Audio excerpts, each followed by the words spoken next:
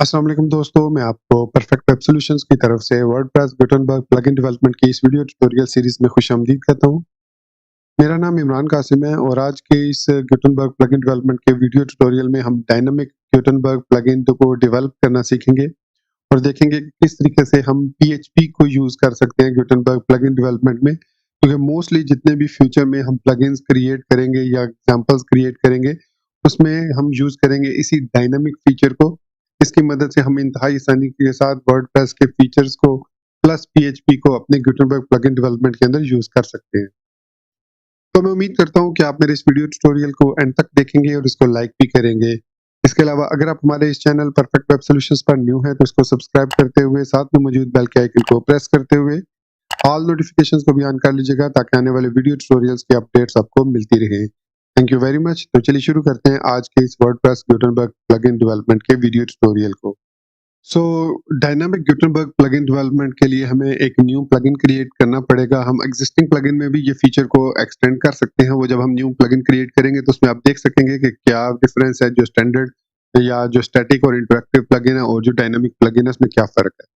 सो हम चलते हैं जी वीएस कोड के अंदर और वीएस कोड में यहाँ पर सबसे पहले मैं जाऊँगा अपने फ़ोल्डर में जो कि है, स्क्रीन को मैं पहले क्लोज़ कर लूँ, जो कि है प्लगइन्स का फ़ोल्डर। सो डब्ल्यूपी कंटेंट के अंदर प्लगइन्स के फ़ोल्डर के अंदर मैं यहाँ पर आऊँगा। अब यहाँ पर मुझे अगेन लिखना है डब्ल्यूपी क्रिएट ब्लॉक और इसका नाम मैं रखूँगा पीडब्ल्यूएसपी के ब्लॉक 03 और डैश डैश वेरिएंट, इसको स्विच पास करेंगे और वेरिएंट के साथ मैं इसको जो स्विच है वो पास कर दूँगा डायनामिक। तो इससे क्या होगा कि हमारा जो वो प्लगइन क्रिएट होगा वो डायनामिक प्लगइन क्रिएट होगा, प्लस वो डब्ल्यूपी स्क्रिप्ट्स को यूज़ करेगा, स्टैंडर्ड ES5 को यूज़ नहीं करेगा बल्कि ES6 को यूज़ करेगा। सो थोड़ा-सा वेट करते हैं ताकि हमारा ये जो प्लगइन है, ये सक्सेसफुली क्रिएट हो जाए और जो जितना भी इसका सेटअप है स्क्रिप्ट्स वगैरह का वो सारे सेटअप हो जाएँ और अभी आप देखेंगे कि यहाँ पर हमारे पास PWSP के प्लगइन 03 के नाम से एक फ़ोल्डर क्रिएट हो चुका है जिसके अंदर ये फ़ाइल क्रिएट हो चुकी है जो कि बेसिक प्लगइन की फ़ाइल है। बाकी इसमें सिंपली हम रजिस्टर कर रहे हैं ब्लॉक को। और उसके अलावा अगर हम सोर्स फ़ोल्डर को ओपन करें तो इसमें आपको एक न्यू चीज़ नज़र आएगी, एक रेंडर डॉट पीएचपी के नाम से फ़ाइल नज़र आएगी। बेसिकली इस फ़ाइल के अंदर हम अपनी सारी कोडिंग करेंगे, जो भी हमने डायनामिक फीचर ऐड करना है अपने इस गिटहब प्लगइन के अंदर या फ्रंट एंड में जो कुछ भी हमने शो करना है, वो हम इस डायनामिक जो रेंडर डॉट पीएचपी है इसके अंदर इंसर्ट करेंगे, पेस्ट करेंगे। प्लस इसको रेंडर करने के लिए ब्लॉक डॉट जेसन फाइल के अंदर हमें सिंपली यहाँ पर रेंडर की यूज़ करनी होगी और जैसे ही हम रेंडर की यूज़ करेंगे ऑटोमेटिकली जो यहाँ पर आप देखेंगे कि इंडेक्स डॉट जेएस के अंदर सेव वाला जो फीचर है वो अब डिसेबल हो चुका है और यहाँ पर सिर्फ और सिर्फ हमारे पास एडिट वाला फीचर है। सो एडिट वाले फीचर में सिंपली जो भी मैसेज है वो हमें एडिट की स्क्रीन पर नजर आएगा, हेलो फ्रॉम द एडिटर। सो इसको मैं चेंज कर देता हूँ और इसको कह देता हूँ मैं creating dynamic plugin Gutenberg plugin, ये मैंने इसके अंदर मैसेज को सेव कर दिया। तो इसके अलावा इसमें आपको जो सेव डॉट जेएस है जो प्रीवियसली आपको नजर आ रही थी, इसके अंदर जो हमने पहला प्लगइन क्रिएट किया था इसमें आप देख सकते हैं एडिट और सेव दोनों हैं। जबकि यहाँ पर जो हमने अभी प्लगइन क्रिएट किया उसमें सबसे मेजर जो डिफरेंस है वो यही है कि अब यहाँ पर text domain, editor script, editor style और स्टाइल के बाद जो नेक्स्ट हमारे पास चीज़ आ रही है वो है रेंडर। और रेंडर के अंदर अगेन वो फाइल रेंडर डॉट पीएचपी को लोड कर रहा है और उसके अलावा जो चेंज आई है वो है पैकेज डॉट जेसन में। पैकेज डॉट जेसन में बिल्ड के साथ web pack copy dot PHP का स्क्रिप्ट, मतलब dash dash web pack dash copy dash PHP का स्क्रिप्ट यूज हो रहा है और स्टार्ट के साथ भी यही स्विच यूज हो रहा है, ये ऑप्शन। इससे क्या होगा कि जो भी आप पीएचपी फाइल क्रिएट करेंगे इस एसआरसी फोल्डर के अंदर वो ऑटोमेटिकली बिल्ड फोल्डर के अंदर यहाँ पर आप देख सकते हैं रेंडर होके आ जाएगी। सो अब हम इस प्लगइन में आते हैं। सो पीडब्ल्यूएसपी के ब्लॉक 03 में आते हैं और यहाँ पर मैं लिखता हूँ npm स्टार्ट। तो npm स्टार्ट से ये वाली जो कमांड है ये रन होगी और हमारा जो प्रोसेस है वो स्टार्ट हो जाएगा। अब इसमें जो भी हम चेंजेस करेंगे वो हम फ्रंट एंड पर व्यू कर सकते हैं। तो सबसे पहले इस प्लगइन को इंसर्ट करके चेक करते हैं। तो वापस आता हूँ मैं ब्राउजर के अंदर और यहाँ पर मैं आऊँगा पेजेस में, हम यूज़ कर रहे हैं सैम्पल पेज वाला पेज।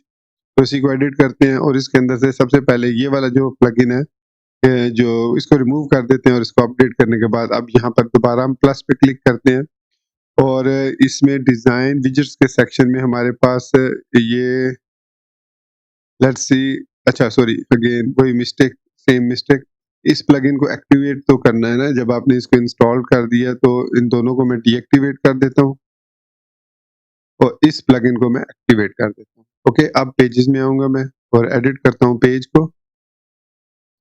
अब यहाँ पर मैं प्लस पे क्लिक करूँगा तो विजेट्स के सेक्शन में हमारे पास प्लगइन 03 के नाम से प्लगइन आ चुका है। इसके मैं टाइटल पे क्लिक करूँगा तो ये इंसर्ट हो गया यहाँ पर और यहाँ पर हमारे पास मैसेज आ गया क्रिएटिंग डायनामिक गुटेनबर्ग प्लगइन जो मैंने चेंज किया था एडिट वाली फाइल में। और अगर मैं इसको प्रीव्यू करता हूँ तो देखिए hello from a dynamic block message आ रहा है। अब ये मैसेज कहाँ से आ रहा है? ये मैसेज आ रहा है यहाँ से रेंडर डॉट पीएचपी के अंदर से यहाँ पर hello from a dynamic Gutenberg block मैं यहाँ पर गुटेनबर्ग ऐड कर देता हूँ। बर्ग ब्लॉक जैसे ही मैं इसको सेव करूँगा दोबारा से हमारी जो फाइल है वो कंपाइल हुई और वापस मैं जब इस पेज को सबसे पहले इसको रीलोड करते हैं और इसके बाद इसको प्रीव्यू करते हैं तो अब यहाँ पर आप देख सकते हैं कि hello from a dynamic Gutenberg block अब हमारे पास यहाँ पर लिखा आ रहा है।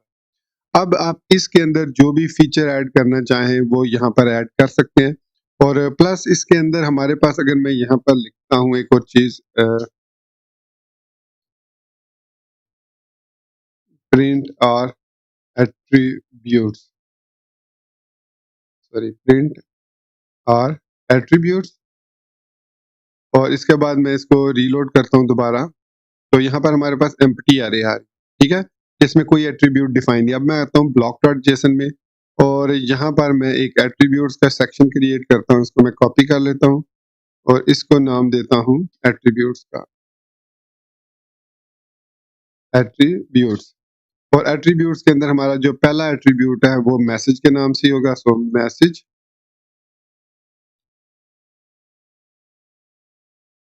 मैसेज या कंटेंट कह लेते हैं कुछ भी आप नाम दे सकते हैं और फिर इसका एक ऑब्जेक्ट होगा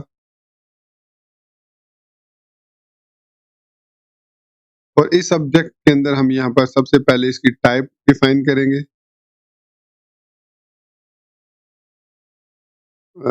टाइप हमने डिफाइन की और इसकी टाइप हम स्ट्रिंग रख लेते हैं और इसकी एक डिफ़ॉल्ट वैल्यू दे देते हैं डिफ़ॉल्ट और इस डिफ़ॉल्ट के अंदर हम दे देते हैं डायनामिक गुटेनबर्ग प्लगइन। अब हम जानते हैं कि इस कंटेंट को हम जो है आसानी के साथ एक्सेस कर सकते हैं एडिट डॉट जेएस में। तो यहाँ पर मैं इसको इस जगह पर इस तरीके से मैं एक्सेस करना चाह रहा हूँ और सबसे पहले यहाँ पर हमें प्रॉप्स को कॉल करना पड़ेगा और यहाँ पर लिखना पड़ेगा props dot attributes dot content और साथ साथ इसको टेम्पलेटिंग स्ट्रिंग में हमें कन्वर्ट करना है इस तरीके से ताकि हम इस वेरिएबल को with in this block use कर सकें। इसको सेव किया। अब मैं वापस ब्राउजर में आता हूँ और अपनी एडिट जो वाली फाइल है उसको रीलोड करता हूँ। तो अब यहाँ पर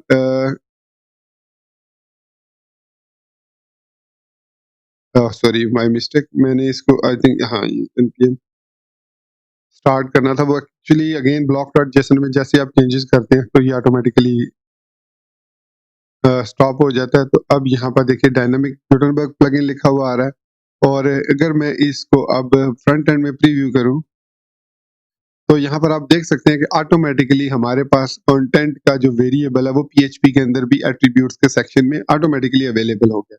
सो इट मींस कि अब मैं यहाँ पर रेंडर डॉट पीएचपी के अंदर एट्रीब्यूट्स को एक्सेस कर सकता हूँ with the form of array in the form of array.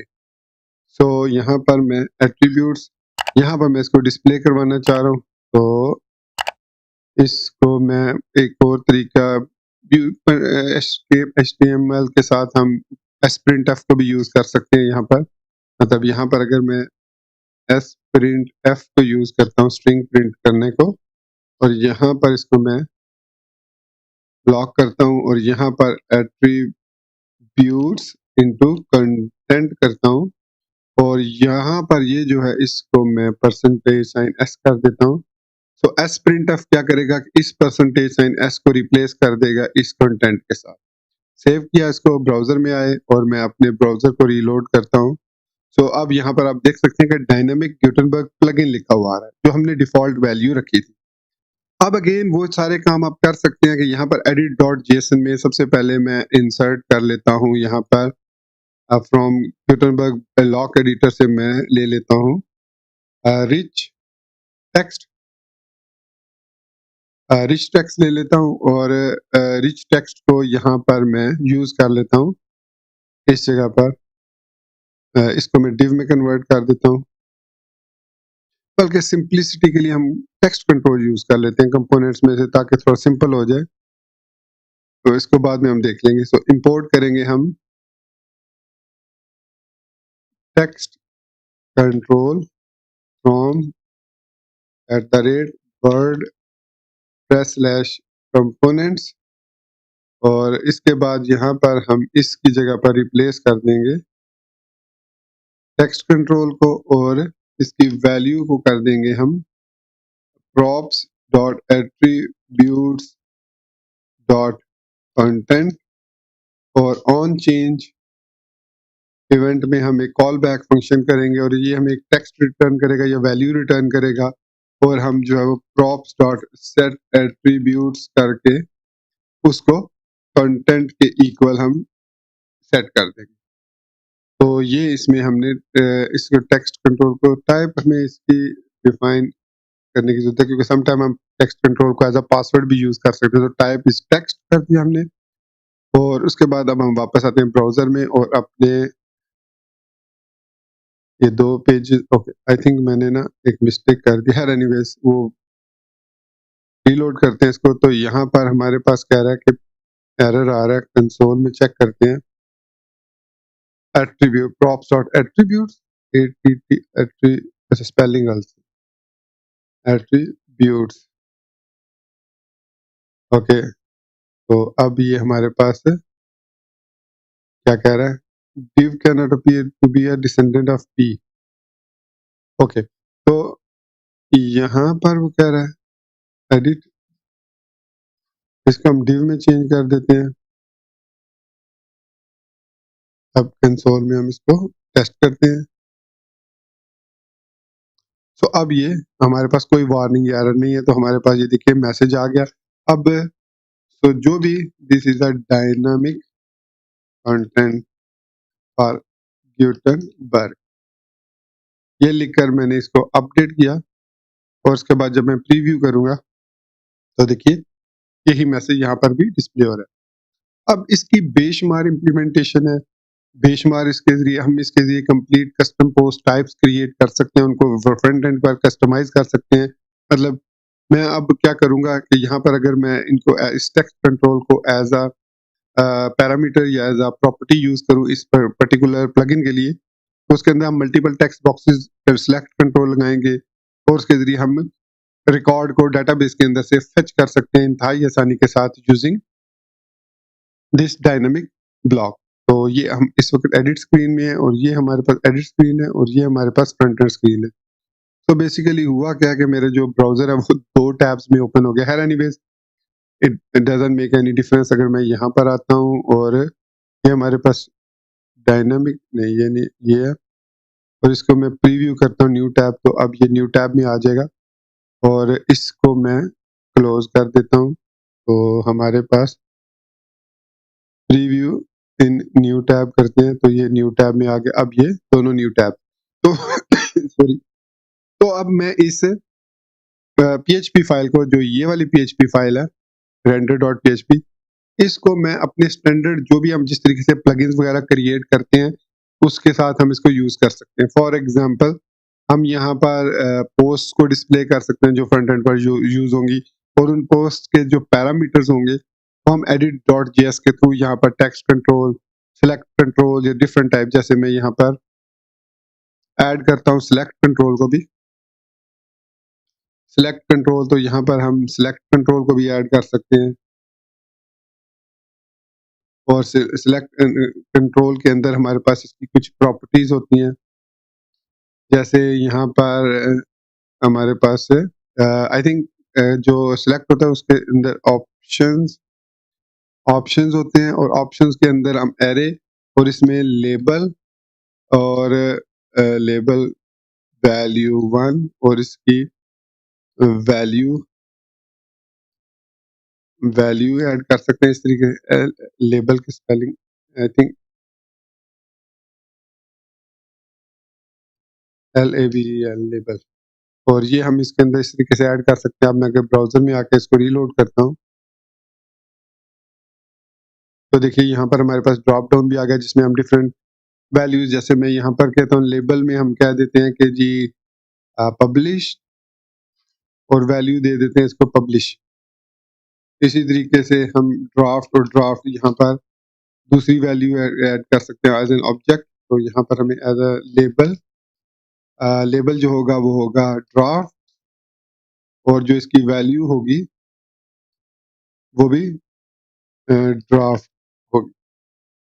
तो इस तरीके से हम इसको रीलोड करते हैं। तो देखिए हम पब्लिश और मतलब कौन सी वाली पोस्ट टाइप्स हम शो करना चाह रहे हैं, पब्लिश्ड या हम ड्राफ्ट, तो यहाँ पर हम चेंज कर सकते हैं। सो इसका एक इवेंट होता है ऑन चेंज, मतलब ऑन चेंज, और ऑन चेंज पर हम इसको वैल्यू दे सकते हैं, वही call back function new value, और आप यहाँ पर इसको सेट कर सकते हैं जो भी वैल्यू सेट करना चाहें। हम सपोज इसकी वैल्यू को सेट करना चाह रहे हैं प्रॉप्स डॉट सेट एट्रीब्यूट्स, और यहाँ पर स्टेटस और न्यू वैल्यू कर देते हैं, और इसकी वैल्यू को हम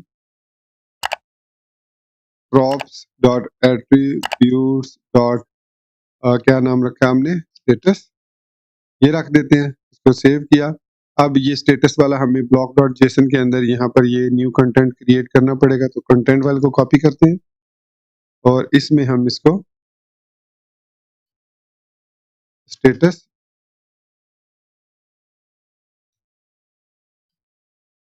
स्टेटस टाइप स्ट्रिंग और डिफॉल्ट वैल्यू जो है वो हम दे देते हैं ड्राफ्ट, इस तरीके से। तो ये हमने इसको सेट कर दिया। अब मैं वापस ब्राउज़र में आके इसको रीलोड करता हूँ। तो यहाँ पर क्या कह रहा है, कंसोल में चेक करते हैं। Attributes undefined, again I think spelling mistake हुई है। हाँ, एट्रीब्यूट्स, एनीवेज हो जाता है ये। तो अब यहाँ पर आप देख सकते हैं कि हम ड्राफ्ट सेलेक्ट करते हैं तो ड्राफ्ट हो जाएगा, पब्लिश सेलेक्ट करते हैं तो इसकी वैल्यू पब्लिश हो जाएगी, और इसके बाद इसको अपडेट करते हैं तो ये हमारे पास अब एक्सेसिबल है ऑन द फ्रंट एंड, ये वेरिएबल। और वहां पर हम जब कस्टम पोस्ट टाइप की क्यूरी क्रिएट करेंगे, यहाँ पर हम कोई भी अगर क्यूरी क्रिएट करते हैं, जैसे मैं यहाँ पर स्टेटस को अगर डिस्प्ले करता हूँ तो आप देखेंगे कि ये जो स्टेटस है ये हमारा अब फ्रंट एंड पे भी एज इट इज डिस्प्ले होगा। सो यहाँ पर ड्राफ्ट इसकी वैल्यू लिखी हुई आ रही है, और अगर मैं यहाँ पर वैल्यू चेंज करता हूँ, पब्लिश करता हूँ और अपडेट करता हूँ, तो अब मैं इसको प्रीव्यू करूंगा तो अब यहाँ पर वैल्यू पब्लिश हो जाएगी। अब आप इस पब्लिश वैल्यू को यूज करते हुए अपनी जो भी PHP में कोडिंग करना चाहें वो यहाँ पर अब आप कोडिंग कर सकते हैं, जिस तरह आप स्टैंडर्ड प्लगइन के अंदर करते हैं। हुक्स यूज कर सकते हैं, आप वर्डप्रेस की हुक्स यूज कर सकते हैं, किसी और प्लगइन की हुक्स को यूज कर सकते हैं। तो इस तरीके से हम इसको कस्टमाइज कर सकते हैं। सो दोस्तों, ये था हमारा आज का वर्डप्रेस गुटेनबर्ग प्लगइन डेवलपमेंट का वीडियो ट्यूटोरियल, जिसमें हमने डायनामिक प्लगइन क्रिएट करना सीखा कि कैसे हम गुटेनबर्ग में डायनामिक प्लगइन क्रिएट कर सकते हैं इंतहाई आसानी के साथ यूजिंग WP क्रिएट ब्लॉक जो पैकेज है, और उसके बाद उसको कंपाइल करके हम अपनी मर्जी से इस्तेमाल कर सकते हैं। तो इसमें अगर आपको कोई कंफ्यूजन हो तो मुझे कमेंट सेक्शन में आप जरूर पूछिएगा, या फिर आप हमारा सोशल मीडिया नेटवर्क भी ज्वाइन कर सकते हैं जिनके लिंक्स आपको चैनल के अबाउट सेक्शन में मिल जाएंगे। तो इस वीडियो ट्यूटोरियल को मैं यहीं पर ख़त्म करता हूँ, और उम्मीद करता हूँ कि आपको मेरा ये वीडियो ट्यूटोरियल पसंद आया होगा। आप ऑलरेडी इसको लाइक कर चुके होंगे। नए होने की सूरत में चैनल को सब्सक्राइब करते हुए बेल के आइकन को प्रेस करते हुए ऑल नोटिफिकेशंस भी ऑन कर चुके होंगे। तो इसी बात के साथ मुझे इजाज़त दीजिए, मिलते हैं नेक्स्ट वीडियो ट्यूटोरियल में। Till then, thank you very much for watching this video tutorial. Take care, good bye and अल्लाह हाफिज़।